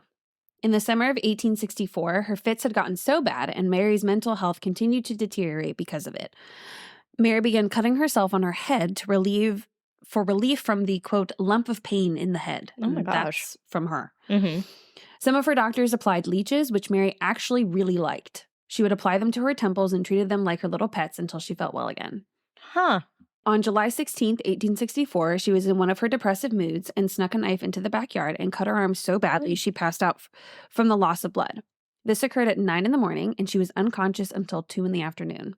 Oh my God. According to witnesses, she became very manic and violent when she woke up. Right. This lasted 5 days and nights and required around-the-clock attention. It usually took 5 able-bodied men to hold a 100-pound Mary to the bed. Wow. However, this time she did not recognize anyone around, the same people who had been around her all this time. She apparently lost her sense of sight, feeling, or hearing in a natural way. This was tested by having her blindfolded, and she would do everything as she normally would if she had natural sight. She could get dressed, open drawers, pick things up without any issue. One time she was blindfolded and was given an encyclopedia. She turned to the index, traced the column until it came to the word blood. Then she turned the page to the page indicated and read through the subject. Another time, she was given a box of letters that she had received from friends, and while heavily blindfolded by, quote, critical, intelligent, investigating gentlemen, read through all of the letters. They even tried to put in their own letters, but Mary was able to pull them out and read them. And if a letter was upside down, she would turn it right side up. Weird. Mm-hmm. And when I was first reading it too, I had to reread it because I didn't realize that that's what the author was saying. What did you think the author was saying? Well, this book that I found that wrote about this story was written in late 1800s. I can't remember the exact date. It might have even just been soon after this happened. Mm-hmm. And so the way they word things is very poetic. It doesn't make any sense. And so when I'm reading something and I think they're being poetic, and then I later on realize that they're being literal, and I got to go back and reread what they were saying because they actually meant that. Right. She was fucking blindfolded. She was blindfolded by her lover's glare. It was a little confusing. So Mary's physicians called her condition catalepsy. Oh, that sounds good. Yeah, catalepsy. According to dictionary.com, catalepsy is defined as a, quote, medical condition characterized by a trance or seizure with a loss of sensation and consciousness accompanied by rigidity of the body. Rigidity? Mm-hmm. Rigidity. There you go. Thank you. Yeah. Rigidity. That makes more sense. Just like the guy who described the ape as, or the sound as humany. Yeah, exactly. Rigidity. With the clergy, they would describe it as, quote, one of the mysteries of God's providence. Newspaper reporters described them as, quote, fits or some unaccountable phenomenon. They all tried to solve the mystery of Mary Roth, but to no avail. She'd be in and out of these clairvoyant states and continued to cut her arm. As her fits increased, her parents were advised to place her in an insane asylum, and Mary died after having one of her fits in 1865 at 19 years old. Oh my gosh. A year before Mary died, Mary Rancy Venom. What? I know. And especially because she goes by Rancy, and it just doesn't sound like a nice name. But that's her name, and that's what we're going to call her. So her last name's Venom? Bennum. Wow. I kind of like that. Yeah. So a year before Mary died, Rancy was born on April 16th, 1864, to Thomas and Lorinda Venom. The family lived outside of Watseka when Rancy was born and went to Iowa for a bit before returning to Watseka in 1866. The Venoms and the Roths only had one interaction during the summer of 1864, but since 1871, they lived on opposite sides of the city. I think it's so funny. Each time one of us talks about a state, other than the state we're covering, both of us look at that little board where we have all the states, and we're like, all right, where did they go? Yeah, right? Rancy was a healthy girl except for a light run of measles in 1873. One evening in early July of 1877, Rancy said to her family, "There are persons in my room last night, and they called Rancy, Rancy, and I felt their breath on my face." The next night, she couldn't sleep because every time she tried to sleep, she could hear those people calling her. Oh, ew, I don't like that. Her mom slept in the bed with her, and she was finally able to get some sleep. On July 11th, 1877, Rancy was doing some housework when she laid down on the carpet she was sewing. Her mother told her to wash up for dinner, and Rancy replied, "Ma, I feel bad. I feel so queer." Why was she sewing a carpet? I have no idea. Oh, maybe like a small carpet, like a rug. Yeah. I'm like picturing on the floor sewing a carpet. That's what I pictured as well. Oh, okay. When it said that she was sewing a carpet. Yeah. Yeah. Okay. And so that's why I tried to do housework, but then it said she laid down, and I was like, on the carpet, next to the carpet. Near the carpet. Because it said she laid next to her work, and I was like, okay, I don't know what that means. So I'm not really sure. She was laying down. Just laying on the floor. That's all we know. Pretty sure she was laying on the floor. She had placed her hand on her left breast and fell into a fit on the floor. She looked almost dead because her muscles became so rigid. She laid like this for 5 hours, and when she returned to normal, she said she felt very strange. What did her mom do for the 5 hours that she's just there paralyzed on the floor? No idea. I also asked myself the same thing when nobody checked on Mary from 9 a.m. Right, to 9 to 2. Like, anyway. The next day, the rigid state returned, but this time her mind was in two different states of consciousness. Ew. She was laying completely still and rigid, but telling her family about the spirits and people she could see. At one point, she exclaimed, "Oh, Mother, can't you see little Laura and Bertie? They are so beautiful." Bertie had died when Rancy was 3 years old. Rancy continued to have these fits and trances where she would describe heaven and spirits and angels. In September, she did not have any more fits or trances, and her family thought that she had recovered. But by the end of November, her fits had returned and became violent. She would double over in pain, and sometimes her head would bend backwards and practically touch her feet. Oh. Yeah. Picturing like full-on exorcist, like. Yeah, like a full circle. Yeah.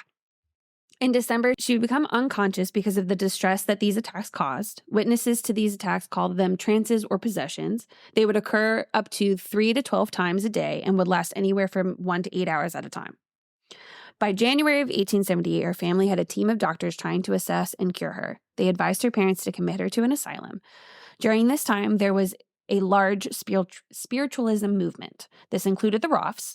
Friends pleaded with the Venoms not to commit Rancy to the asylum until, quote, it could be better shown whether the girl was really insane or her unfortunate condition might be attributable to foreign minds.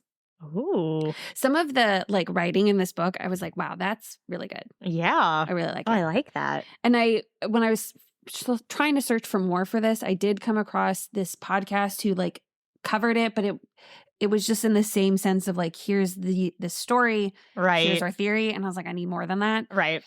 But as I was reading the transcript, they started off with this poem that actually did tie nicely into this story. And it was a beautiful poem. Did someone write it? Like one of them? Yeah, it's like it's an old poem, and I can't remember exactly what it was called, but it was I really liked it.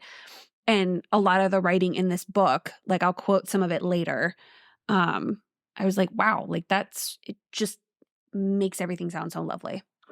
Like, things did sound a lot prettier. Yeah.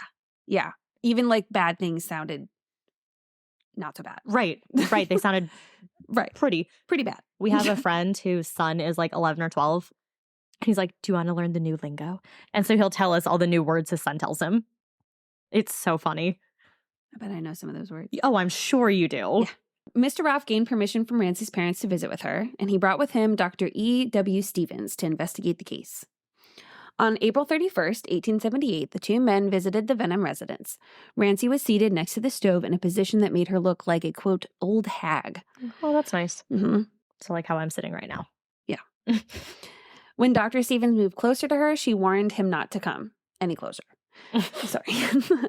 She did not want to be touched, and when Dr. Stevens asked for her name, she replied, quote, Katerina Hogan. Oh. He asked her how old she was. She said 63 years. Where from? Germany. How long ago? 3 days. How did you come? Through the air. How long will you stay? 3 weeks. Rancey's demeanor changed, and she was a young man named Willie Canning. And just before the doctor and Mr. Roth were getting ready to leave, Rancey fell into one of her rigid fits. I guess Dr. Stevens is also a spiritualist and was able to calm her. Naturally, yes. Those two go hand in hand. Right. Like, there was a bunch of this that I'm like, okay, we're going to skip all that. Yeah. Sum that up in a sentence. Don't need this many details. Anyway, this doctor got her calm and was able to get her in a controlled condition and asked her to describe the spirits that she was seeing. And she said, quote, there are many spirits here who would be glad to come. She gave names and descriptions of these spirits that she saw, and most of them had been deceased for some time. But the older people in the room knew who they were. At one point, she mentioned an angel who wanted to come through. When asked who it was, Rancey replied, her name is Mary Roth. Upon hearing this, Mr. Roth exclaimed, that is my daughter. Mary Roth is my girl. Why, she has been in heaven for 12 years. Rancey went on to describe how Mary was good and intelligent and could help her, stating that Mary had been subject to these conditions herself. Mr. Roth asked for Rancey to be brought to his house the following day to see if Mary would come along. Mm-hmm.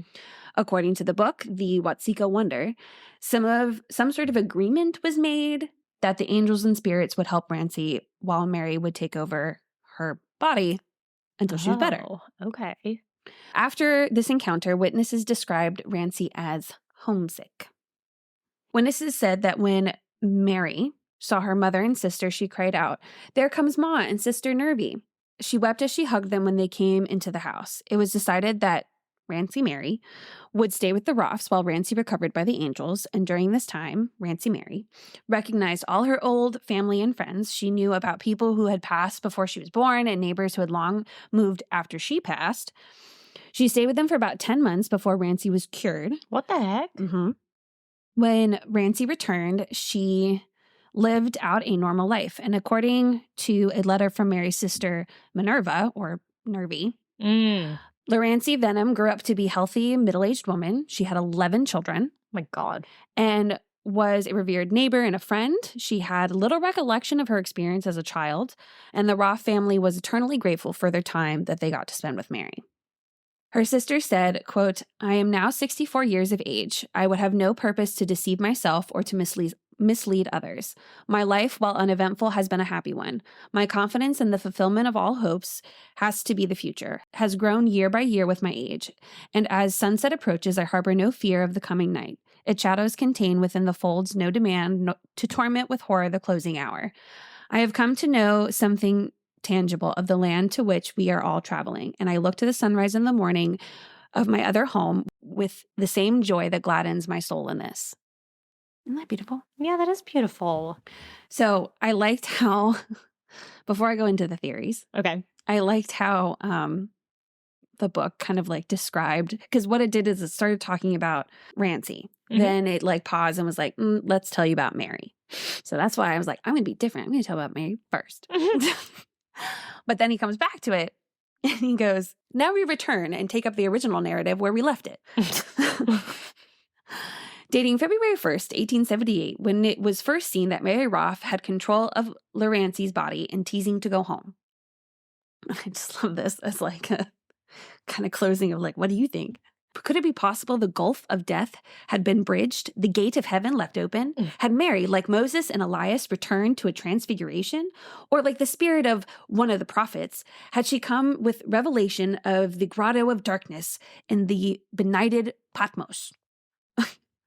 Where the unnumbered facts of spiritual ages repeating themselves now, can we say with Job, a spirit passed before my face? Ezekiel and Isaiah talked. Ezekiel? That guy. And Isaiah talked with the departed. Soul conversed with Samuel, Paul, and the shepherds with the spirits in the air. And can we talk with Mary? And the friends of the family went up to see, and they answered yes. Wow. This guy had like... So was this book like 500 pages? No, it was only like 70 something.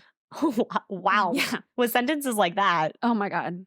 Oh my God. But he had like character references. Like he had these letters from all these people that like the sister, the dad, the mom. He even like Dr. Stevens had letters from when Larancy was Mary and how it was different handwriting. It sounded different. And then like he had a letter from her as her. Right.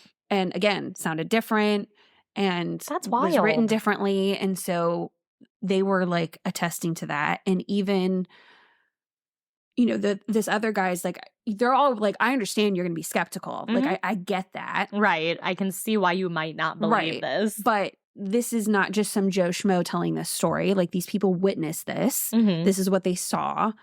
And I forget where I read it, but someone put it nicely of like, whether or not it's true, they got to have this experience with their daughter again. Right. You know, they where could kind of she close was- it out. Right. She was in a peaceful state of mind. So she wasn't having the fits. She wasn't doing all of Oh, those so for things. those whole months that she was there were no fits. Correct. Oh. Yeah.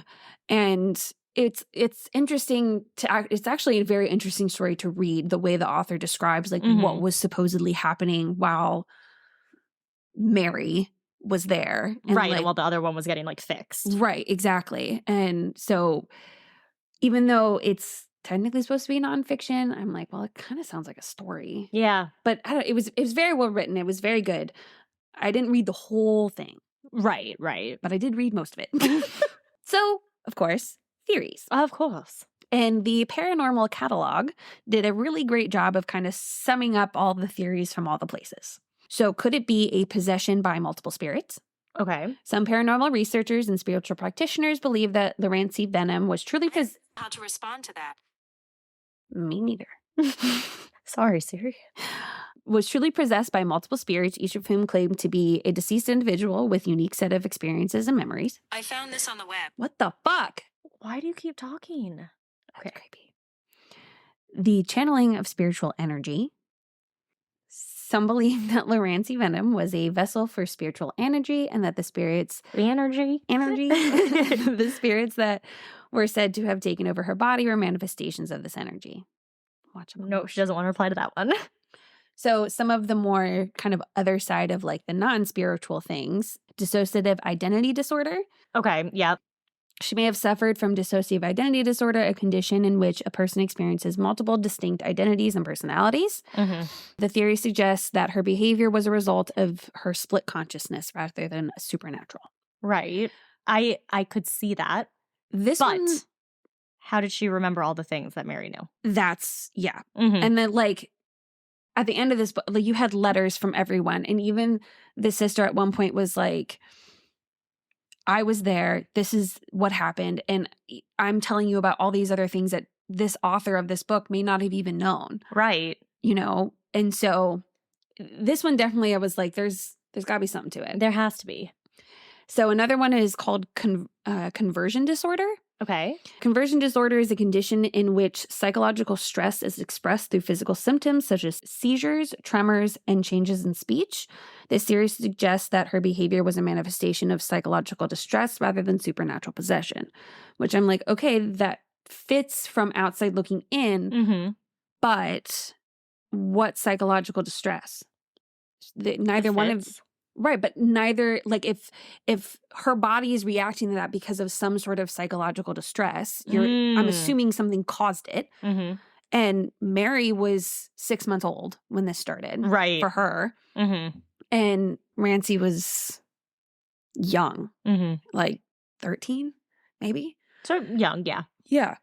And so I was like, I mean, it would make sense if, like you said, she had like a traumatic experience. Mhm. Then I would be like, oh yeah, that would fit. That tracks. Right. But other than the physical part of it, I'm like, I don't think that fits. Huh. Hysteria. Always, yes. A condition that was normally diagnosed in women during the 19th century and was characterized by symptoms such as convulsions, changes in speech, and altered consciousness. And then there's also, of course, the psychological suggestion. Her behavior may have been a result of psychological suggestion or the placebo effect. Oh, okay. The theory suggests that her behavior is influenced by the beliefs and expectations of those around her, and that her experiences were shaped by the culture and social context of the time. Interesting. Yes, but she didn't know the Roths. They Right, had which no is the weird interactions thing. with each other. Yeah. She was born a year after Mary died. Mm-hmm. So, or a year before Mary died. So it's not like she was old enough to see anything from like the papers or whatever, you know, and the book said that they had only had one interaction. And so when other people started to hear about Larancy, that's when Mr. Roth was like, hey, before you send her, my daughter was sent and I don't think that's what it was. And she died. So like, hear me out. Be careful. Yeah. And so like, hear me out. And then, you know, it's like I could, each one of them, I'm like, okay, I could see like a part of that. I Yes. could see a part of this. It's like a mixture of all of them. Right. But I was like, but not a single one I feel like covers it enough to be like, yeah, that's probably it. Yeah, no, I feel the same way. So I don't know. I felt like this one was kind of legit. Seemed legit, but I'm not done. Oh, because I was going to say, yeah, it does. Because like you said, the one was too young to know the other one before she died. And then her knowing like all the things that were part of like Mary's life, like how? Right. And it's the people who were giving these tests to see the legitimacy of it. You had all these people who, especially at the time, would have been considered in high regard. Yeah, like reputable. Right. And then on top of that, they're vouching for this author of like, yeah, no, he's a legitimate person. Like he wouldn't be some, Yeah. you know? Mhm. And so that's why it's like, maybe there is an explanation that we haven't figured out yet. But in the meantime, like this was really lovely for them. Like, let's look at it, you know, kind of based on that. Yeah, in a good way. Yeah. So that's the legend. Now comes the house. Oh. Yeah. Which is what yes, because we had the haunted stuff. Yeah. So typically when I cover a haunted place, I luck out with great blogs and comments of people's experiences. And I've gotten pretty lucky so far. However, I did not have luck with this one. And before I gave up and tried to find something else, I went to YouTube. Now, I am sure you're asking yourself, Kenz, how could you do a podcast about scary things, but you can't watch them or go to them? And great question. I'm glad you asked. Let me tell you about anxiety. Oh my God. And how it works. The less in control I feel, the more freaked out I become. Ergo, when I watch or listen to something, I am less in control and therefore slightly more nervous. And before you ask, well, why doesn't true crime scare you? And I'll tell you why. Because it's predictable. And the biggest thing to shock you is the information. Okay, that was beautifully worded as well. Thank you. But for the sake of this podcast, I made the sacrifice and watched the videos. I think we should all take a moment to appreciate what Mackenzie has sacrificed for us. You really fucking should. Thank you Because for your hard work. One of them I watched for a whole half hour before I tapped out. Thank you for your service. Mm-hmm. It was getting dark. And that's why I texted you. I was like, I can't do this right now. Like, I can't. I'm not going to think about whatever crazy thing you might have happening because I'm already freaked out. Yeah, she wasn't a very supportive friend when I was telling her I was scared. She's like, Lauren, I can't do this. It's like, you call me. She did told me this like before I started watching the videos. I did tell you, what was it, like 8:30, 8:45? Yeah. Not a good time. Okay, so this first video is from Ghost Realm. Oh. And this guy seems also super into spiritualism too, which I felt was kind of fitting for this story. Right. And so it starts out, he's kind of giving background on the story and everything like that. And even says that the owner of the house currently does say it's haunted and he has come in contact with spirits. So the first person that he had walk through the house was a spiritual medium minister whose name is Michelle. Oh. She went near windows and said she felt a presence. And she like kept reiterating that she felt a lot of spirits outside, gathering, getting closer. She said when she was in the foyer. And this is the house that like Mary was like sewing the carpet in. No, this is the Roth house. Oh, okay. This is where OG Mary lived. Okay. Yeah. I tried to look at the other house and there was nothing. Okay. So I guess her house didn't fucking matter. So she said she could see a woman. It was kind of fuzzy and she was wearing a gray tweed, which in my head I thought, well, so are you. But then she said she was also wearing like a fur collar.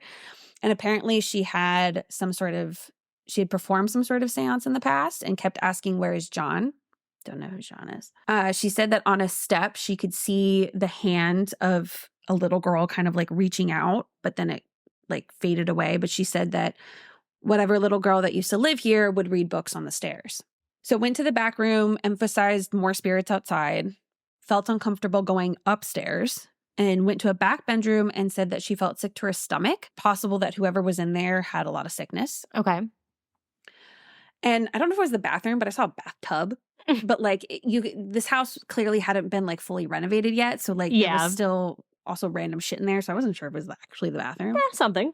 But when they walked in there, she all of a sudden was saying that she felt pulled to the basement. Oh. And as they were going down, like it's like steps, but there's some side rooms as you go down. I think it was like a back set of stairs. Oh, okay. Yeah. I wasn't really sure where they were in relation to the house, but like there was like, I think an exercise bike, maybe a rocking chair or horse or something. I don't know. But she said that there was a little girl by the window in a yellow dress with a bow in her hair. She seems happy and she's like spinning and like watching her dress float. No, I'm sorry. This was in the bathroom. No. Okay. Yeah, sorry. The cameraman said that he felt like something touched his back. Ooh. And he felt like fingertips. Ew. Ew. Mm-mm. And the medium said that she couldn't see or feel anything, but definitely there's some heaviness in the basement. They go down there and right away it's like, no bueno. And I guess something touched the back of her neck and she's like, don't touch me. Like, you don't have the right to touch me. And the guy pauses and the cameraman. Yeah. Like it pauses the video and it's like, oh, you can hear right when that happened, you can hear these two EVPs. And one said, go away. And one said, I didn't. Yeah. Which I think is funny. If you had been touched on the back of the neck, you would have screamed and booked it. Her, she's like, hi, please don't do that again. Like so calm. Like, no. So they're in the basement and in some sort of corner of one of the rooms is apparently a dark spirit. And then they go to this other room and she's hearing like all these voices. Like there's a ton of spirits. And the man in the other room, I guess, can disguise himself and is really a large shadow, but he's disguising himself as an old man who's walking in a circle while dragging one of his legs. And because he actually had this very large shadow and doesn't look like this tiny old man, apparently demonic activity. And she says she knew this because she typically smells sulfur and gets sick to her stomach when that's happening. A lot of bad energy. Sulfur is that big kind of like, lets you know, like there's something demonic going on. Oh, well, whatever energy she was feeling was pretty much telling her to get the hell out. When they went back in the room and like she saw the man who was going in the circle or the demon or whatever, said had huge shoulders, rotten teeth. The cameraman was standing next to a heater, but he said he could feel like a cold wave. The medium may have felt it too.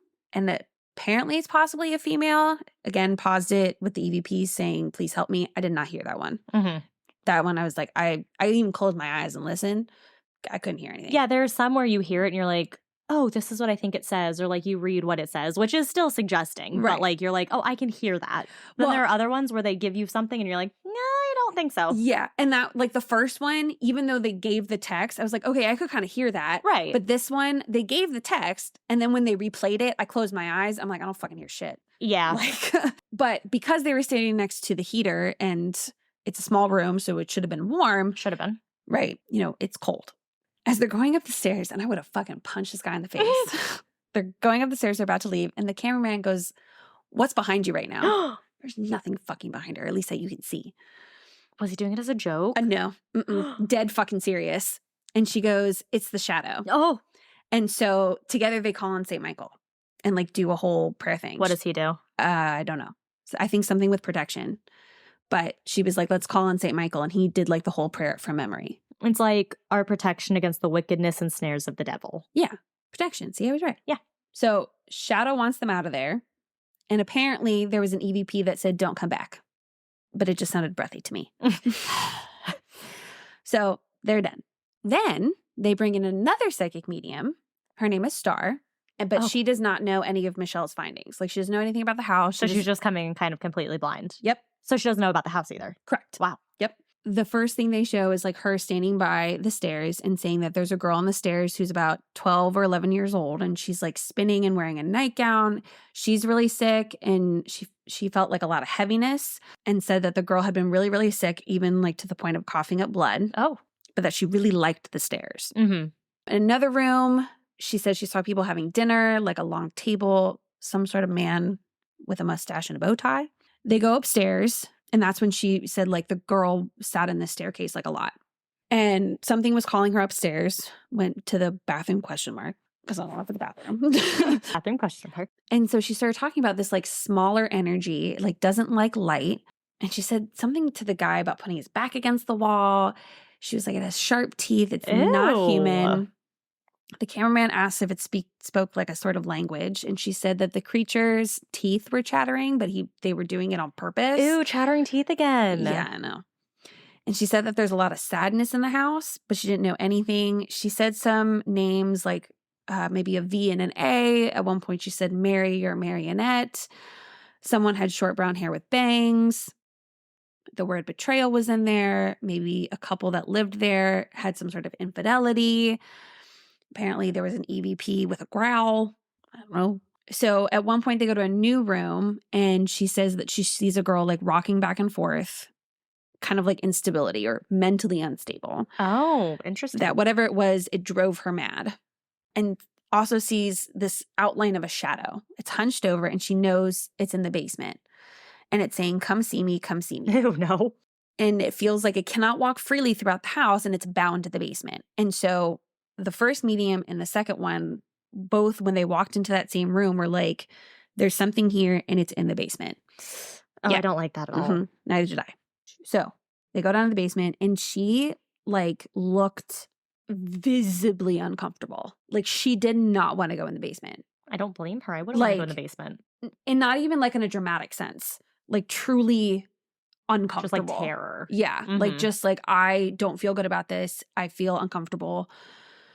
So before they walk down, she calls on her. So it's interesting because the first one was clearly like, I mean, it was a minister. She kind of did the spiritualism that I felt was tied to the first, like to the story, with that kind of ties to Christianity. Right. Mhm. Versus this lady was more of just spiritual. Okay. Because she called upon her spirit animals and guides to protect her going into the basement. Oh, okay. Yeah. So drastically different kind of Yes. protections. And the way she talked about things like was very different. And so I had to kind of listen a couple times to how she was describing it to see if I could make connections with the first one. Oh, okay. And so I was like, okay, well, she's at least describing something different, not far-fetched, you know, not like so different, but just in a different way, I guess. Okay.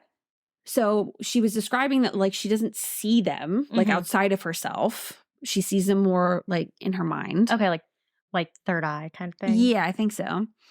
But she saw a big black figure that is demonic and can transform itself and can be whatever it wants to be.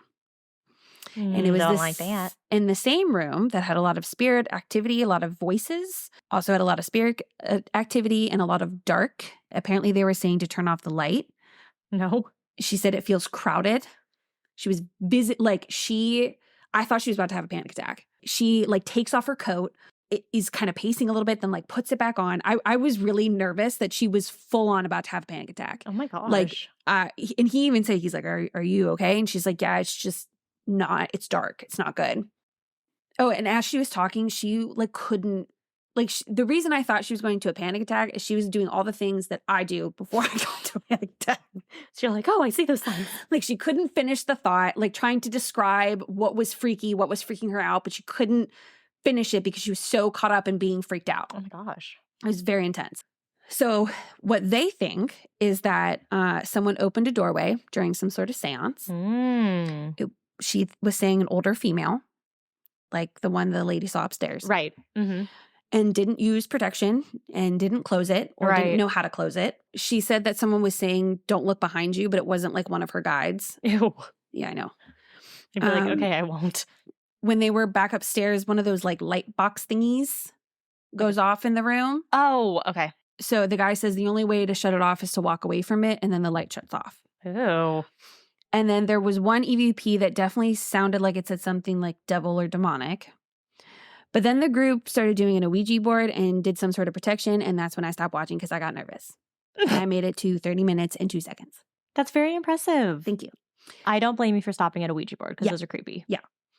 So the second one, by a paranormal experience, immediately hated them after the first 15 seconds. Why? Because they decided to split up No. and go explore haunted locations alone. See, when we did ghost hunting, we had a rule. You have to be with a buddy. You are not allowed to go anywhere alone. And what's worse is this guy, it's like it's his face and then what he sees. Oh. And I was like, I didn't want first person. No, thank oh, you. that's kind of cool. I watched it anyway. They call it fear training. Oh, God. So David goes into the Roth house alone. There are literally no other sounds except for him. It's so fucking creepy. Mm-mm. And I guess it was so different than the first one because as they were walking, the ladies were talking the whole time. And so it just felt less scary, especially because there was also the cameraman and it just... Yeah. This was freaky. Makes you really feel alone. Yeah. Dude said he felt creeped out. So he walks into the front room in the entryway, is going through different rooms, walks into another one, and saw a Ouija board on the table, just left there. And again, that's when I stopped watching. This time I made it to 1 minute and 30 seconds. Said, nope, fuck that. Yeah, no. I was already freaked out with just like the point of view of the fucking video, and he was by himself and it was so quiet, and I was like, this is like the way you see creepy shit pop out, and I just couldn't so funny. fucking do it. So the last video I watched, Spectraves Paranormal. Not sure if there were a couple, I don't know. They're in the front room with, I guess, a light beepy thingy. Like EMF detector? I think so. K2 device. Is it a didn't thing say. where it like has like lights that go from green to red? No, it has lights. It has a light that it will start blinking when it's beeping. Okay, so yeah, And like then it'll just stay on if it's not making noise. Okay, it's like an EMF or a K2 device. Yeah. Yeah. And then they also had this thing called like a phonetic dictionary. So instead of it being the bullshit, It just will say the words. it just will say the words. Yep. We had one, we called it, I think, the obelisk. Yes, that's what they called it. Yeah. Yeah, it was something like that. So it was like EVP question mark? Phonetic dictionary question mark? We had one of those at one of our ghost hunting things. I was talking to a really cute guy. He was like the brother of one of our investigators, and he was really cute. So we're just like chatting, and the box said flirt. And I was like, called out bad ghost. This one was kind of hard because it would say things like rapture and maybe tremors, but it sounded like random words being spit out. Sometimes, yeah. And it was like shy, surface, underlined. And the guy said, make something beep. It beeped. She said, hold the beep. It started to hold the beep. Right. Man asked it to stop twice. Asked, who are we talking to? And radio dictionary thing starts saying words again. And the Radio dictionary thing. and the other thing starts beeping again. The man, he asked instead of if it was a man, and it beeps. He then asked if it was Mr. Roth. Didn't beep, so it was no. Mm-hmm. Then asked if it was a girl. Didn't beep, said no. Then, are you married? Didn't beep, so no. Then said, older man. And nothing, but then the radio thingy starts again and saying random words, and then it starts beeping, kind of softly. What? I guess one of the words that came out of this thing was Edison. And the woman goes, Edison? And turns to the man and says, is Edison dead? He's God. He's like, oh, yeah. Oh, yeah, very much so. It's like the other day, my kids were asking me, who do you think is smarter, Isaac Newton or Albert Einstein? And I was like, well, they were around at very different times. And one of my kids goes, well, he invented gravity. I said, no, he discovered gravity. Mm-hmm. Oh, he discovered it. He's like, I think he's smarter. And wasn't he before Albert Einstein? I was like, yeah. And one of them goes, did they know each other? I said, no. Like, Isaac Newton was born in like the 1500s and Einstein was like the 1800s. Right, like 300-year difference. And they kept arguing. Well, they probably knew each other. No, they could not have known each other. No, that's It's not possible. So we ended the argument when I said that I think Einstein must have been smarter because he has a description of smart people. Like you describe them as an Einstein. Yeah. Yeah. Which this lady is not. Right. So the box starts beeping. Did you live in this home? Nothing. Then it asks if it was an older man. Again, says nothing. Lady asks if it was crossing through. Nothing. They finally realize that when the box beeps, the other thing starts talking. Like fun. Like he was like, you know, when that thing goes off, that thing goes off. Duh.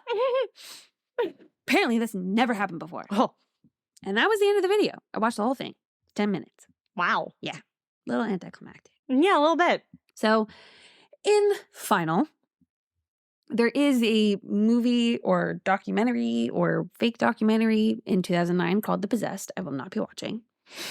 And this one newspaper, or I don't know if it was a newspaper or if it was like a whatever it is, they did an interview with John Whitman, who is the current owner, and this was published in 2021. So in 2005, the house was purchased by John Whitman, who has been working to restore the old home to its former glory. He added a new roof. Some of the foundation of the house needed to be refixed. He repainted and even had to rebuild some of the walls. He told Commercial News, quote, I tried to put the house back the way it was. I wanted people, when they came into the house, feel like they were stepping back in time, back into the house that Laurence Venom witnessed when she came here. The article goes on to say that the house has almost two personalities, like the people of the story. Oh. It has a lighter side and is available to rent as an Airbnb, No. but also has hosted many ghost hunting groups, obviously. Yeah. Whitman does mind the investigators because one group took out an Ouija board into the basement and drew a pentagon on the floor with the candles around it. And one person in the group ended up having gnarly scratches on his back. Yeah, no. Yeah. Whitman said, quote, it seems like when people come looking for it, they find it. He described his relationship with the house. I won't bother you if you won't bother me unless it's important. Also look at the house as a community. Just like the community has lots of neighbors. I know they're there, but I don't have to go knock on their doors to know if they exist. I like that. Me too. And that is the Watseka Wonder. I don't know what I was thinking this was going to be when you told me you were covering this, but that's not it. Same. I also thought that same thing when I was like, what's this? Yeah, I did not think it was going to be that. Yeah. But this was very interesting. Mm-hmm. Thank you. So do you think, like, what do you think?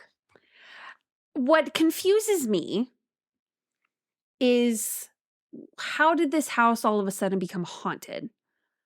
That's a good point. Like there was no connection between like something happened in this house. Well, maybe she died. Yeah, but she didn't die in the house. And she came back and made peace with everything. Yeah. She went to heaven. She didn't stick around. Well, then it could just be the whole Ouija board being opened and letting in some bad stuff that shouldn't have been let in. Yeah. I think that's what's going on. It just so happens to correlate very nicely with the story that happened as well. Yes. Yeah. So, yeah, I don't know. I think someone fucked it up and opened some sort of door and like made it haunted. I think so too. Like maybe it was fine before. Yeah, and then someone was like, "Oh, this might be haunted because this whole thing happened here," and then Right. The people who owned it previously said that they didn't have any encounters. One, when they were talking about the Airbnb, the lady didn't even know when she was staying there, and she like found out later on and I guess contacted him and was like, "This is haunted." I don't know if she had any experiences though. He seems to have some, or kind of like a don't ask, don't tell kind of thing. Yeah. So I don't know. I think the house part I'm kind of iffy about. Right. But the first half, I don't know. Yeah. I don't either. Just the way it's written about, while yes, it can sound very fanciful and like a story, it just sounds genuine. Like these people don't sound like they're trying to make up a story. They're just telling it. They're Yeah. like, I'm not trying to They're gain recounting anything from events. this. Yeah. And even at one point, her parents were hesitant to even send her to stay with the Roths because she was having these fits. And they were like, we can't put that on somebody else to take care of. Exactly. And they're like, no, like it's fine. Mhm. We're happy to do that. And so it really was a matter of, this is bringing me joy and happiness. And it works out for me. And, you know, didn't Yeah. ask for money. Yeah. They were not trying to gain anything from it. It's not like they were having house tours or something. Yeah. You know, and they even said, like, after the whole thing, like, Mary was fine.